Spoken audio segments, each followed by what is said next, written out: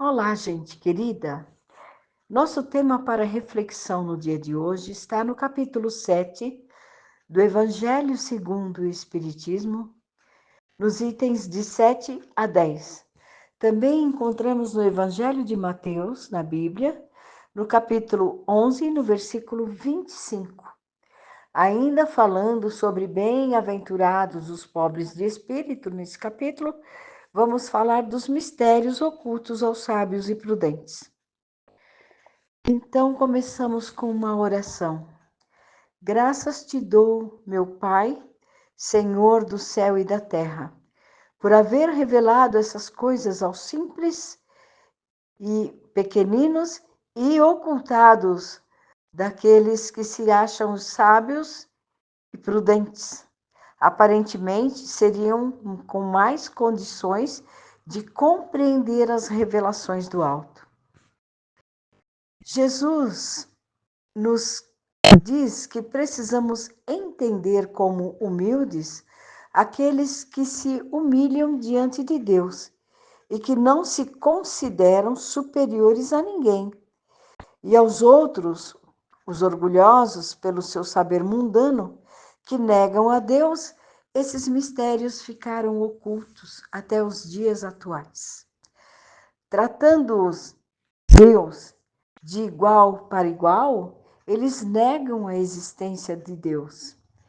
Eles acham que, pelo seu orgulho, não querem admitir que Deus é uma força maior do que todas as outras que nós temos noção ou ideia nesse mundo que vivemos.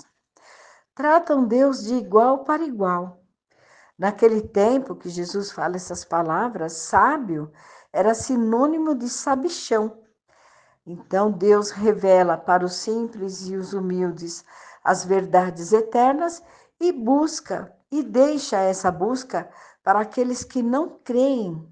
O mesmo acontece nos dias atuais com as verdades que são reveladas pelo Espiritismo.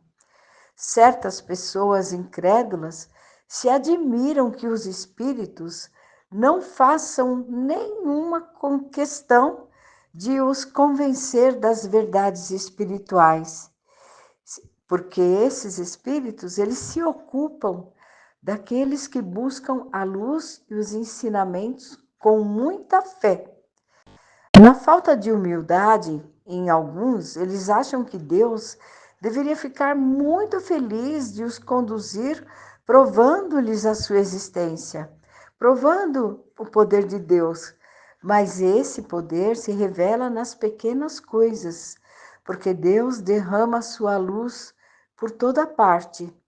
Cegos são aqueles que não veem Deus, que não veem essa luz, que não querem abrir os olhos, e Deus não vai abrir os olhos de ninguém à força.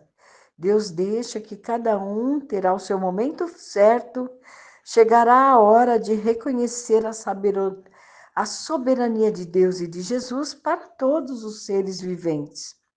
Então é necessário que todos nós passemos por provações para reconhecer que tudo, todas as coisas, todos os nossos acontecimentos estão nas mãos de Deus.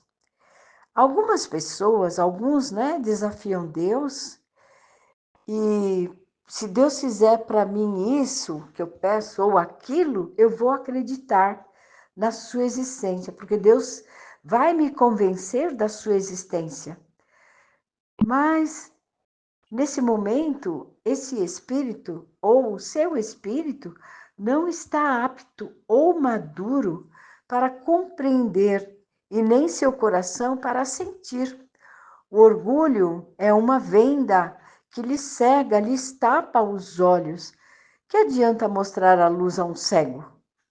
Seria preciso primeiro curar a cegueira ou a causa do mal para depois apresentar a luz para a pessoa.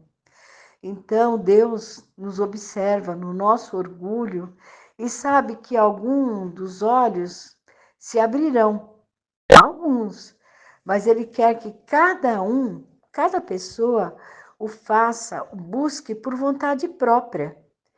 Então, como descobrindo que essa luz existe, que Deus existe, estaremos voltando para Deus, assim como o filho pródigo voltando à casa do nosso pai, né? A casa do pai. Conta uma lenda que alguns caravaneiros passavam pelo deserto e resolveram montar as tendas e amarrar os camelos para dormir e entraram numa conversa assim: e Deus existe ou não existe? Quem prova a existência de Deus? Eu não acredito que Deus existe. Então alguém convida ele e diz: vem aqui fora, olhe para o céu. E ao olhar para o céu, ele vê as estrelas. O que você está vendo? Estrelas. Então, quem você acha que colocou aquelas estrelas ali naquele firmamento? E aquela lua, como ela foi parar ali? Como que o firmamento é tão cheio de elementos, de estrelas, da lua, dos planetas? Foram parar lá por acaso? Alguém jogou lá, colocou? Não. Isso é uma prova da existência de Deus. Então, aquela luz brilhante que ilumina esse deserto, aquela lua, isso existe porque Deus colocou.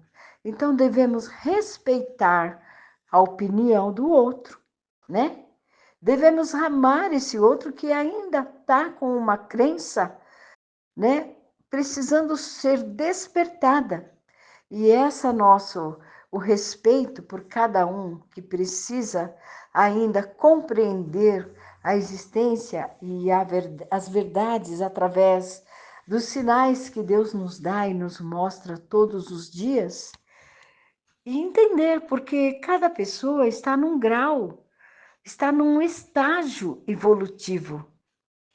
Então nós devemos entender que a amorosidade de Deus, tudo que nos envolve, toda a natureza, porque estamos juntos nessa caminhada e pela permissão de Deus. Então fiquemos em paz com o nosso irmão que ainda não entende que Deus está dentro de nós. Deus está acima de todas as coisas. Tudo que acontece na nossa vida tem a permissão de Deus. Muitas coisas nós achamos que somos nós que estamos decidindo, mas é pela vontade de Deus. Muito recentemente, nós vimos que um avião caiu. Algumas pessoas, uma pessoa estava dentro do avião e saiu. Outra, o pai falou: não, deixa para viajar na segunda, vai viajar hoje? Ou deixa para viajar no domingo à noite. O outro perdeu a viagem porque alguém mandou ele para o terminal errado. O outro porque o Uber ficou preso no trânsito. Então, eles não foram. Não é o acaso. É que a vontade de Deus não estava na hora também. Então, nós temos que respeitar. A partir do momento que nós descobrimos em nós a presença de um Deus tão maravilhoso na nossa vida, e nós passamos a agradecer por tudo, pelo ar que respiramos, pelo céu, por tudo que nos rodeia, pelos pássaros, pela vida, nós passamos a dar mais valor às verdades espirituais e nós vivemos mais em paz, com mais amorosidade em nossos corações. Então, que essa amorosidade do Pai, de Jesus, nos envolva agora e para sempre, porque estamos todos juntos nessa caminhada, por isso devemos viver e ficar em paz. Que Jesus, nosso mestre, nosso médico, nosso amigo, advogado maior de todas as nossas causas, esteja sempre nos orientando, nos envolvendo no seu amor e na sua paz. Que Jesus, esse amigo querido, nos abençoe agora e sempre. Graças a Deus.